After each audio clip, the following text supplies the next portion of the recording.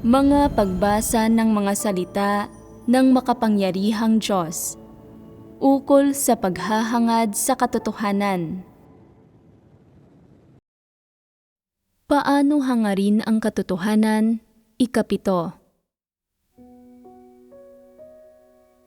Paano komprehensibong susuriin ang kakayahan ng mga tao? Natapos na natin ngayong talakayin ang huli sa 11 abilidad para sa pagsuri sa kakayahan ng isang tao, ang abilidad na maging inobatibo. Pagkatapos magbahaginan tungkol sa 11 abilidad na ito, medyo mas malinaw na ba sa inyo ang sarili ninyong kakayahan? Nagagawa na ba ninyong suriin ito kung gayon? Kaya ba ninyong tumpak na suriin kung ano ang sarili ninyong tunay na kakayahan? May pamantayan ng pagsukat pagdating sa pagtukoy kung ang iyong sariling kakayahan ba ay mahusay, katamtaman, mahina, o hindi umiiral. Hindi mo maaaring tingnan ang isang aspekto lamang. Dapat itong masuri ng komprehensibo. Kung gayon, aling mga aspekto ang dapat tingnan para suriin kung ano ang kakayahan ng isang tao? Batay sa mga pagpapamalas ng 11 abilidad na pinagbahaginan natin, para ang isang tao ay masuri na mayroong mahusay na kakayahan, sa pinakamababa, dapat siyang magtaglay ng ilang medyo mahalagang abilidad. Isaalang-alang ito sandali.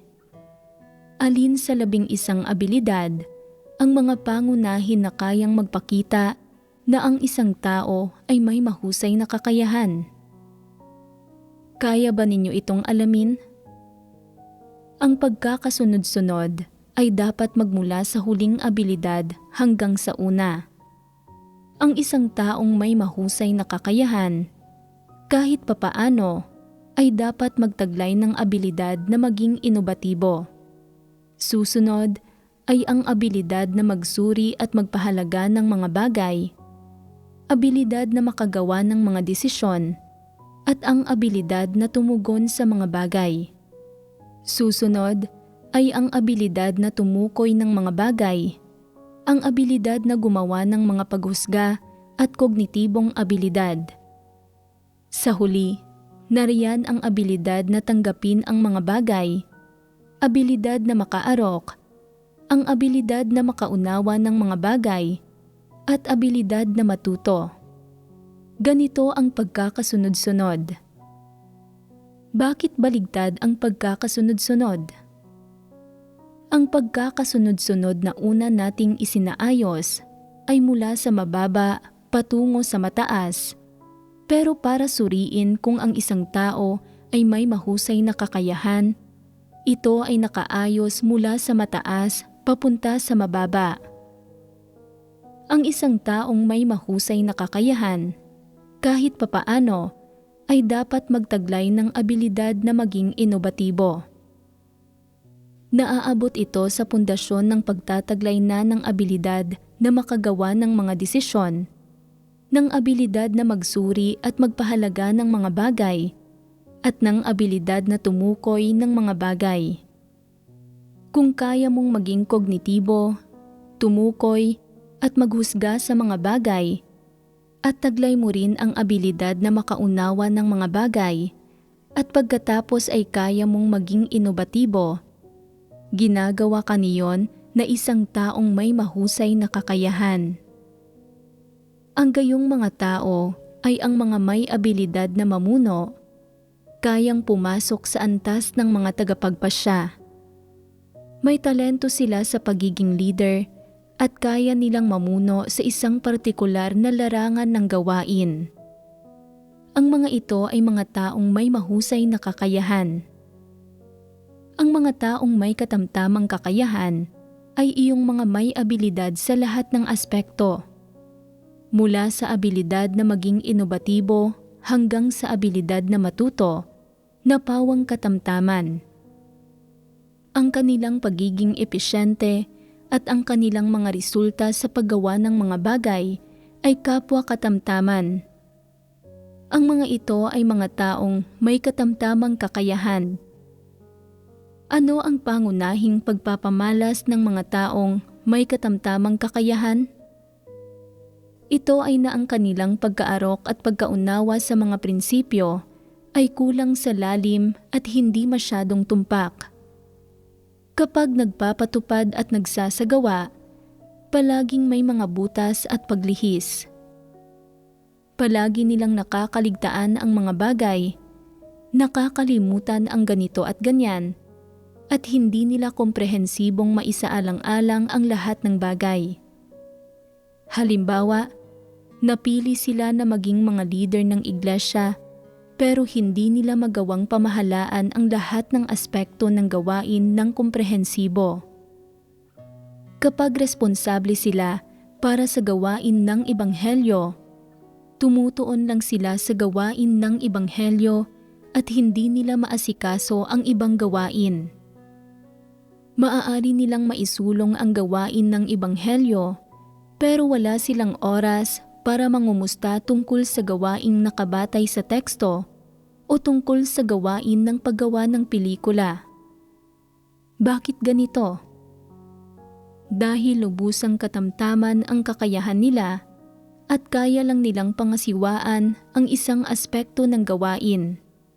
Halos hindi nila kayang maging may kakayahan sa isang larangan ng gawain, pero sa sandaling hiniling sa kanila na asikasuhin din ang ibang gawain, mapait silang nagrereklamo at nalulunod sila sa dami ng gagawin, hindi magawa ng maayos ang anumang gawain. Sa kanilang gawain, dapat palaging may taong nangangasiwa, nagpapaalala, nag-iinspeksyon at nagsusuri sa ginagawa nila. Palaging dapat na mayroong tao sa tabi nila para sumuporta sa kanila, para makipagbahaginan sa katotohanan, para paulit-ulit na bigyang diin ang mga prinsipyo ng gawain at ang iba't ibang paglihis at butas na malamang na lumitaw. Palaging dapat na mayroong taong nagpapaalala sa kanila.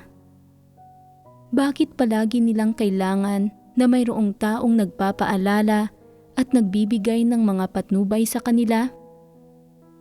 Hindi dahil sa hindi sapat ang kanilang karanasan sa gawain, kundi dahil katamtaman ang kanilang kakayahan. Hindi nila kayang maisip ng maaga ang mga sitwasyon at problema na malamang na lumitaw o napakalimitado ng kaya nilang maisip ng maaga. Sa makatwid, kailangan na palaging mayroong isang tao sa tabi nila para gabayan, suriin at subaybayan sila. Kailangan silang madalas na kumustahin.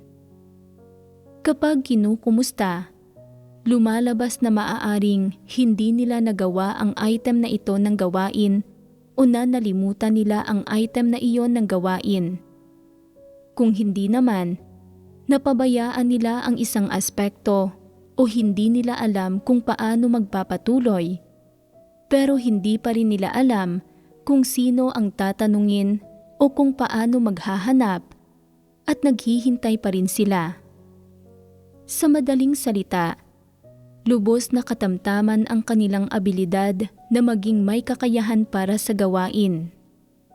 Ang katamtamang ito ay walang kinalaman sa kung gaano kalakas na determinasyon ang mayroon sila, kung gaano sila kalakas, kung gaano nila kagustong gumawa ng gawain, o kung gaano nila kayang magtiis ng paghihirap at magbayad ng halaga. Wala itong kinalaman sa mga ito. Sa halip, tumutukoy ito tanging sa pagiging katamtaman ng kanilang kapabilidad sa gawain.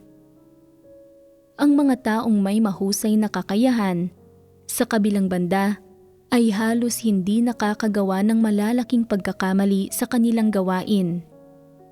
Ang mga prinsipyo, ang direksyon, at ang pangkalahatang balangkas na sinusunod nila ay tumpak sa pangkalahatan.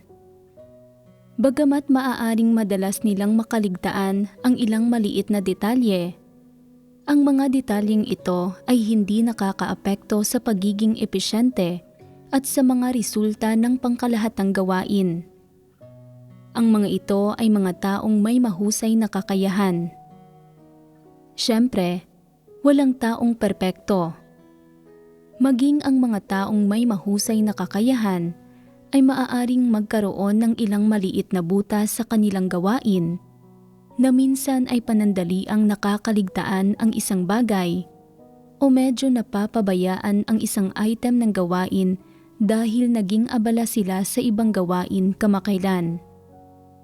Gayunpaman, kung sa usapin lang ng kanilang kakayahan, kaya nilang mabilis na ituwid ang sitwasyon at pamahalaan at kontrolin ito nang tinitiyak na ang kabuuang gawain ay halos walang kamalian at na ang kabuuang gawain ay naisa sa katuparan sa pangkalahatan ng naaayon sa mga katotohanang prinsipyo, sa mga pagsasaayos ng gawain o sa mga probisyon ng mga atas administratibo nang umuusad sa isang maayos na paraan. Kahit kapag lumilitaw ang mga antikristo o masasamang tao para magdulot ng mga kaguluhan sa loob ng saklaw ng kanilang gawain, dahil nagtataglay sila ng abilidad na tumugon sa mga bagay, mabilis nilang papangasiwaan ang sitwasyon.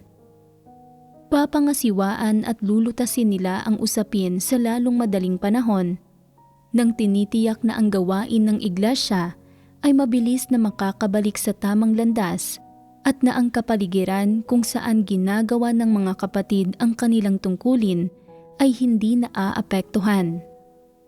Kahit kapag lumilitaw ang mga di inaasahang sitwasyon, alam ng mga taong may mahusay na kakayahan kung paano pangasiwaan ang mga ito. Kahit hindi pa nila napapangasiwaan ang gayong mga sitwasyon dati, malalaman nila kung paano hanapin ang mga prinsipyo. Dahil taglay nila ang abilidad na tumukoy, humusga, at maging kognitibo sa mga bagay, mabilis nilang lulutasin ang mga problema ng ayon sa mga prinsipyo. Talagang mayroon silang abilidad na maglutas ng mga problema. Ang kanilang mga abilidad na tumukoy ng mga bagay, tumugon sa mga bagay, at gumawa ng mga paghusga ay nagbibigay kakayahan sa kanila na mabilis na pahupain at pakalmahin ang mga di inaasahang sitwasyon nang nakakamit ang pangangalaga sa normal at maayos na pag-usad ng gawain ng iglesia at ang pangangalaga sa mga interes ng sambahayan ng Diyos, nang tinitiyak na ang gayong mga sitwasyon ay hindi mauulit o mananatiling hindi kalmado sa loob ng mahabang panahon. Kasabay nito, kapwa ang mga prinsipyong sinusunod nila para pangasiwaan ang mga bagay at ang mga pinal na resulta na nakakamit nila ay nagsisilbi para protektahan ang mga interes ng sambahayan ng Diyos. Ang pagiging napaka-epesyente at ang mabubuting resulta ang kayang makamit ng mga taong may mahusay na kakayahan sa kanilang gawain. Gayunpaman, kapag pinapangasiwaan ng mga taong may katamtamang kakayahan ang mga problemang lumilitaw sa gawain ng iglesia o sa pang-araw-araw na buhay, medyo nalulunod sila at medyo nahihirapan sila rito. Madalas na ang pangangasiwa nila sa mga problema ay hindi epesyente at napakabagal. Para sa mga isyu na dapat malutas sa loob ng 1 o 2 araw, dahil hindi nila makilatis ang mga ito, maaaring kailangan nilang maghintay at maaaring kailangan nilang magnilay-nilay sa loob ng 3 o 5 araw. Hindi nila kayang gumawa ng mga matatag na pagdedesisyon para ituwid ang sitwasyon, bagkus ay wala silang magawa at kaya lang nilang hayaang patuloy na lumala ang sitwasyon. Kaya lang nilang pangasiwaan ang ilang simpleng gampanin tulad ng pagbeberipika ng mga katunayan, pagtatanong sa mga nauugnay na tao tungkol sa sitwasyon, o pagbubukod-bukod sa mga problema at pag-uulat sa mga ito sa nakatataas. Ang mga problemang kayang lutasin ng iba sa loob ng 2 araw ay maaaring abutin ng kalahating buwan para sa kanila. Bagamat nalulutas ang mga problema sa huli, ang matagal na pagkaantala ay nagdudulot ng ilang kawalan sa gawain ng iglesia. Sa panahong ito, maaaring mailihis ng mga antikristo ang ilang tao, maaaring mawala ang mga handog, o maaaring magdusa ng mga kawalan ang ilang item ng gawain dahil hindi agad na nalutas ang mga problema. Bagamat na ibibigay ang mga kompensasyon o kabayaran pagkatapos at ang mga taong dapat pangasiwaan ay napapangasiwaan din sa huli, katamtaman lang ang mga resulta at ang pagiging epesyente. Para itong pagpuksa ng apoy. Ang mga taong may mahusay na kakayahan ay may diskarte sa pagpuksa ng mga apoy, nagkakamit ng magagandang resulta at nakakapagpigil ng mga pinansyal na pagkalugi. Gayunpaman, ang mga taong may katamtamang kakayahan dahil sa mga diwastong pamamaraan, kawalan ng mga hakbang sa panahon ng kagipitan, pagkilos ng mabagal, at kawalan ng abilidad na gumawa ng matatag na mga desisyon at maarok ang mahahalagang punto para lutasin ang problema, ay nauuwi sa pagdudulot ng mas malalaking kawalan. Sinasabi ng ilang tao na, "Handa akong magbigay ng kabayaran para sa mga kawalang naidulot ko." Kung ito ay pang-ekonomikong kawalan lamang, maaaring malutas ng kabayaran ang problema.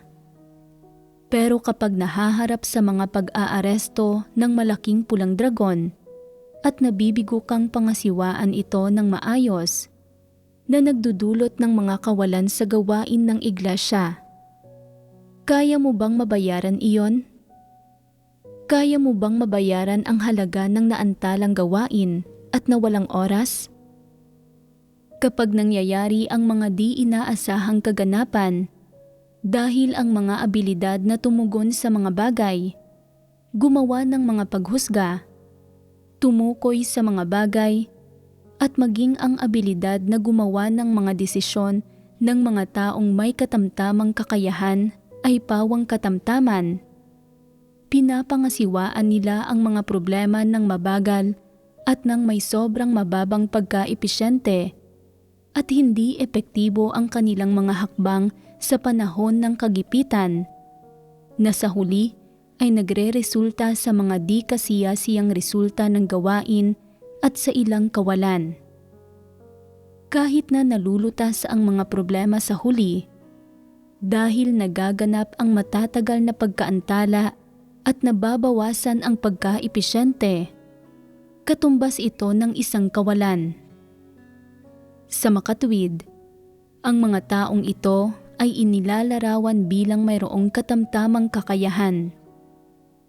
Sinasabi ng ilang tao na hindi iyan patas. Nagsikap din sila, nagtrabaho ng husto, at nilutas nila ang mga problema. Paanong nasasabi mo pa rin na katamtaman ang kanilang kakayahan? Ang pagsusuri sa gayong mga usapin ay hindi pwedeng nakabatay sa mga emosyon o sentimiento. Sa objektibo at patas na pananalita at pagdating sa usapin ng antas na kayang makamit ng kakayahan ng isang tao, katamtaman ang iyong kakayahan. Bakit ito katamtaman? Dahil may mga taong may mas mataas na kakayahan kaysa sa iyo. Sa mga sitwasyon kung saan ang kanilang pagkatao ay halos kaparehas ng sa iyo, ang mga taong may mahusay na kakayahan ay pinapangasiwaan ang mga problema ng mas epesyente at ng may mas mahuhusay na resulta kaysa sa iyo, at ang mga kawalan ay mas maliit kaysa sa mga kawalan mo.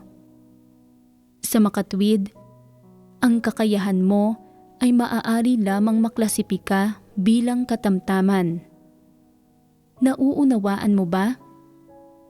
Ang dahilan kaya ang gayong mga tao ay inilalarawan bilang may katamtamang kakayahan ay dahil may mga taong may mahusay na kakayahan na nakakapagkamit ng mas mainam na pagka-epesyente at mga resulta sa kanilang mga kilos kaysa sa nagagawa nila. Sa makatwid, ang kanilang kakayahan ay katamtaman. Ang paliwanag na ito ay patas at may katwiran. Sinasabi ng ilang tao na mayroon silang sinseridad at isinasa puso nila ang gampaning ito.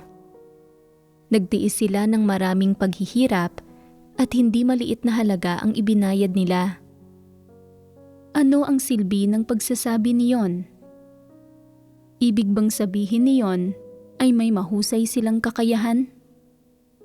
Ano man ang kanilang pagkatao, mga emosyon o mga kahilingan, kung sa usapin lang ng kanilang kakayahan, ang mga ito ay mga pagpapamalas ng pagkakaroon ng katamtamang kakayahan. Ano ang mga pagpapamalas ng mga taong may mahinang kakayahan? Kung titingnan ito mula sa perspektiba ng iba't ibang abilidad, ang mga taong may mahinang kakayahan ay medyo nagtataglay ng kaunting abilidad na matuto at abilidad na makaunawa ng mga bagay. Kapag nag-aaral sila ng ilang kaalaman, mga teorya, mga profesional na kasanayan, o mga pang-akademikong paksa, kaya nilang maalala ang mga ito ng solido at tumpak nang nagtatala ng mahahalagang punto sa kanilang kwaderno. Dahil nakatanggap sila ng edukasyon, ang kanilang abilidad na makaunawa ng mga bagay ay hindi masyadong mahina. Maaari itong umabot sa isang katamtamang antas. Gayunpaman, hindi nila tinataglay ang mga abilidad na kasunod ng abilidad na makaarok, gaya ng abilidad na tumanggap ng mga bagay at ng abilidad na tumukoy ng mga bagay. Ibig sabihin, ang mga abilidad nila ay nananatiling limitado sa pagkatuto at pagkaunawa ng mga teorya, kaalaman, mga teknikal na kasanayan, o mga propesyon sa antas na panteksto. Pagdating sa pagtingin sa mga tao, pangangasiwa sa mga usapin, paglutas sa mga problema, at pagpapatupad ng mga pagsasaayos ng gawain sa tunay na buhay, nagkukulang sila. Ang mga abilidad nila ay nananatiling limitado sa abilidad na matuto at sa abilidad na makaunawa ng mga bagay. Kaya nilang magkamit ng abilidad na makaarok, pero nagkukulang sila pagdating sa abilidad na tumanggap ng mga bagay. Ang mga taong nagtataglay ng abilidad na tumanggap ng mga bagay ay kayang malaman kung sa aling mga bagay sa tunay na buhay na uukol ang mga prinsipyo, teorya at fundamental na ito, pati na kung alin ang praktikal at aplikable, kung alin ang hindi praktikal, at kung alin ang mga nababagay para sa kanilang sarili at alin ang hindi. Gayunpaman, ang mga taong may mahinang kakayahan ay hindi kayang makilatis ang mga bagay na ito. Halimbawa, may mga materyales na makikita sa internet tungkol sa iba't ibang kaalaman sa kalusugan at pagsasanay para sa pangangatawan. Ang mga taong may mahinang kakayahan ay kaya ring matuto kung paano mag-ehersisyo at alagaan ang kanilang sarili mula sa mga materyales na ito. Nagtataglay sila ng abilidad na matuto, ng abilidad na makaunawa ng mga bagay, at ng abilidad na makaarok, at alam din nila kung paano hanapin kung ano ang gusto nila. Gayunpaman, pagdating sa kung alin sa mga bagay na ito ang praktikal, epektibo, at tunay na kailangan ng mga tao, hindi ito kayang tukuyin ng mga taong may mahinang kakayahan. nagkukulang sila pagdating sa abilidad na tumanggap ng mga bagay.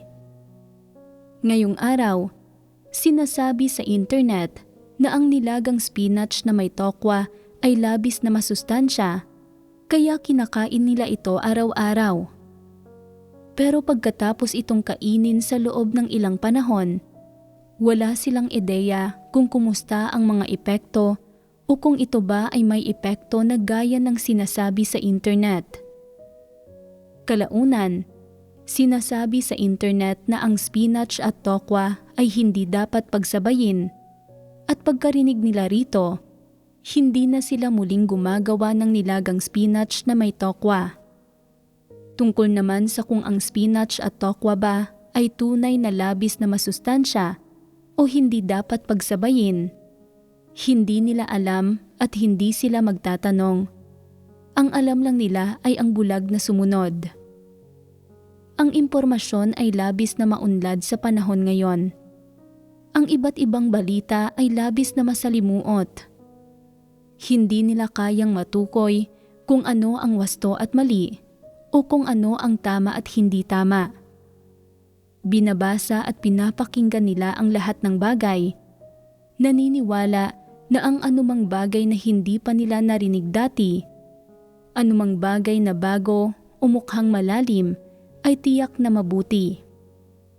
Halimbawa, sinasabi sa internet na ang pagkain ng tsokolate ay mabuti para sa puso, kaya araw-araw silang kumakain ng tsokolate. Bilang resulta, nagkakaroon sila ng panloob na init, nagkakaroon sila ng mga singaw sa bibig, namumula ang kanilang mga mata at nakakaranas sila ng tinnitus. Sa katunayan, ang sinabi ay na ang pagkain ng tsokolate ng katamtaman ay mabuti para sa puso, pero hindi nila naalala ang mga salitang ng katamtaman. Hindi nila kayang maarok ang pangunahing punto at sa huli ay naipapahamak nila ang kanilang sarili. Pagkalipas ng ilang araw, sinasabi na ngayon sa internet, ang pagkain ng tsokolate ay masama sa puso at ang pagkain ng labis-labis ay maaari ding magdulot ng pagbigat ng timbang. Ang mga taong kayang tumukoy ay malalaman na ang pagkain ng labis-labis ay masama sa katawan, pero ang pagkain ng katamtaman ay ayos lang.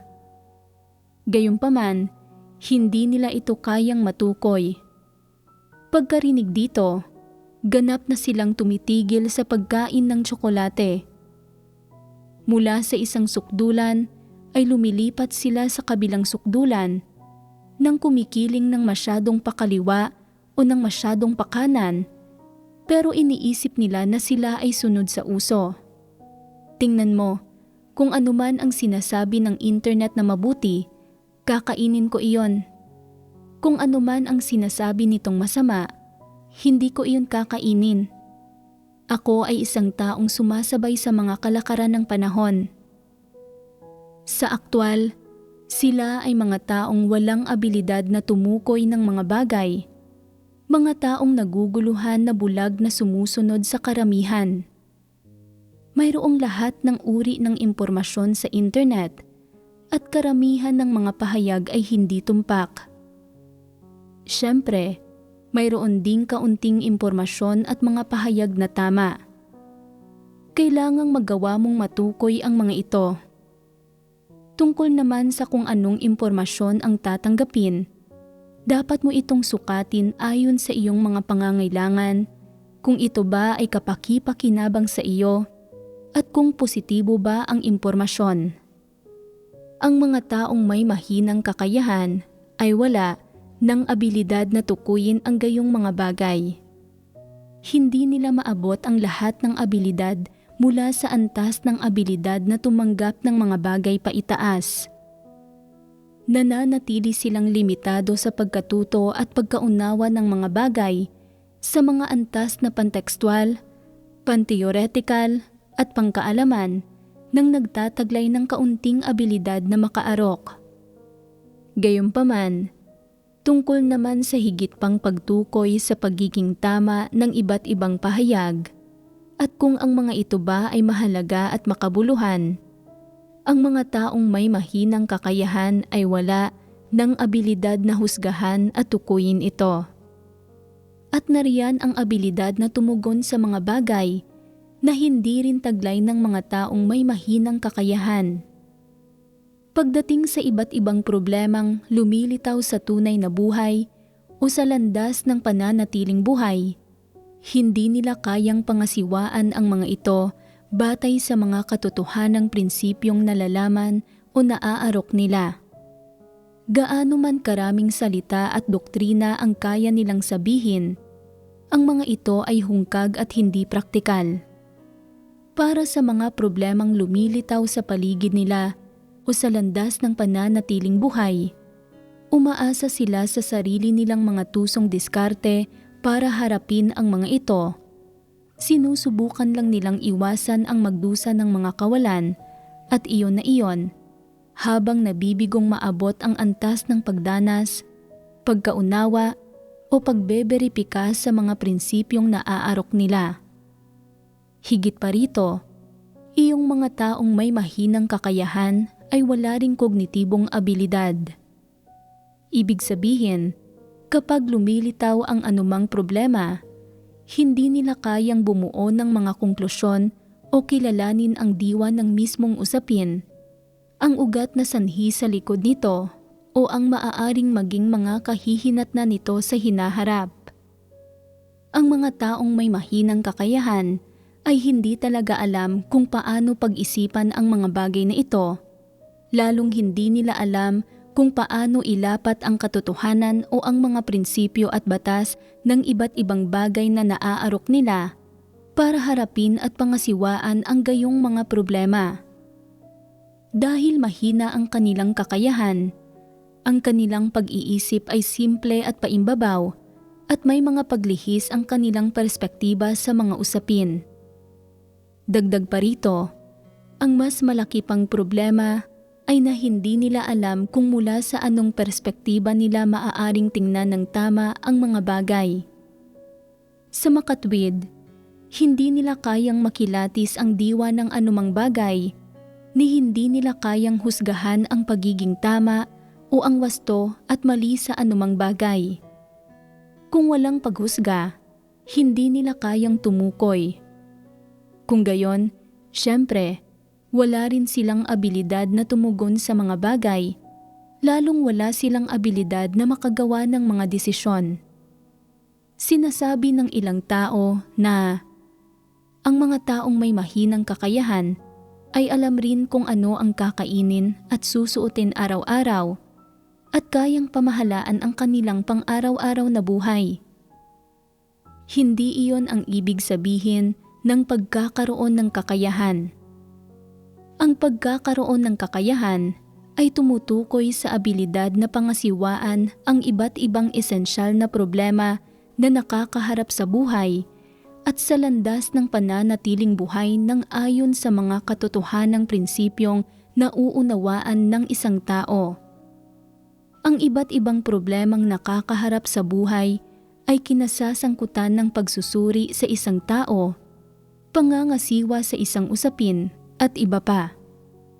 Ang mga problemang nakakaharap sa landas ng pananatiling buhay ay kinabibilangan ng pagharap sa malalaking isyu ng wasto at mali, ng mga kapaligirang inihanda ng Diyos para sa iyo, ng kataas-taasang kapangyarihan ng Diyos, ng mga usaping kinasasangkutan ng kinabukasan at hantungan, at kung paano pipiliin ang landas sa harapan at iba pa.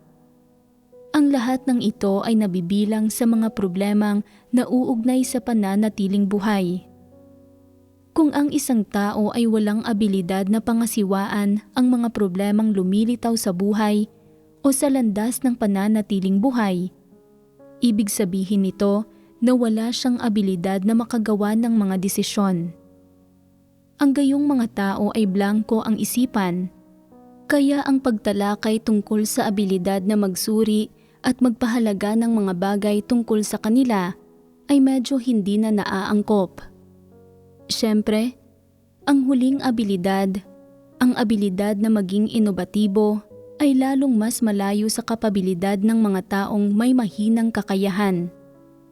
Katulad ito ng pagtatalakay kung ang leon ba o ang tigre ang hari ng mga hayop. Sa pinakamababa, ang mga ito ay parehong kalipikadong kandidato dahil ang mga leon at tigre ay kanya-kanyang nagtataglay ng tindig at ng mga abilidad ng isang namumuno sa mga hayop. May kanya-kanya silang kalakasan at kapag pinagtapat sila sa isa't isa, maaaring magkapantay sila, kaya kalipikado sila na magpaligsahan para sa titulo ng hari ng mga hayop.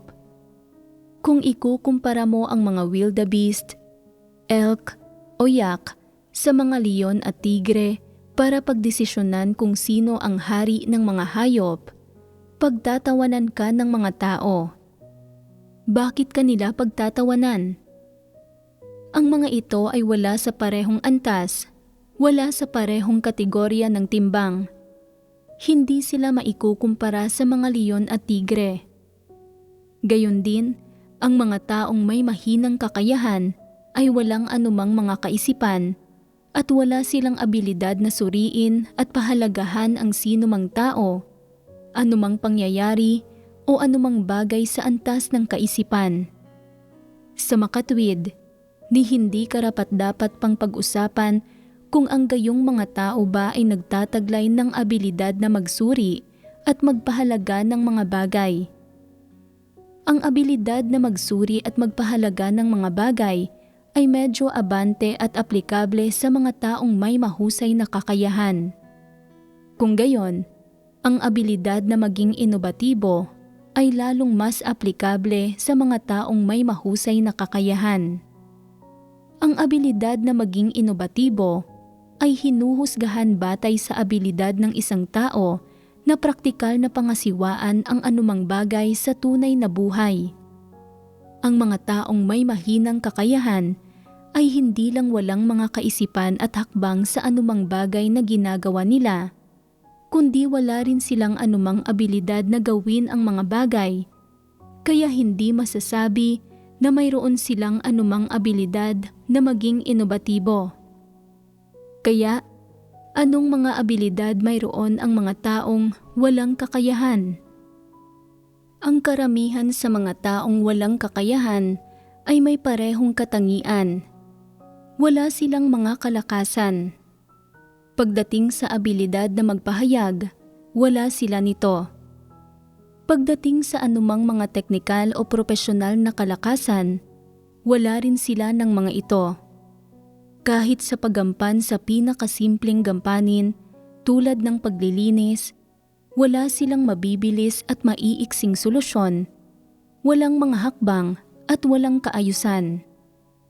Mula sa paggampan ng isang simpleng trabaho, makikita mo na kung ano nga ba ang mga katangian ng mga taong walang kakayahan.